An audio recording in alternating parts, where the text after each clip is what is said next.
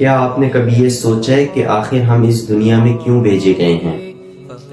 آخر کیا دنیا صرف پیسہ، عیاشیوں اور پھر بعد میں موت کا نام ہے؟ اللہ تو قرآن میں انسان سے ایک ایسا سوال پوچھتا ہے جو انسانوں کے دلوں کو ہلا کے رکھ دیتا ہے۔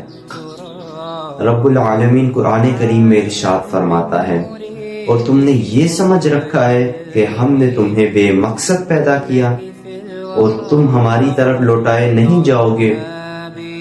آخر جب اتنی سی سوئی ایک مقصد کے تحت بن سکتی ہے تو یہ کائنات، یہ انسان، یہ جن کیا بے مقصد پیدا ہو سکتے ہیں؟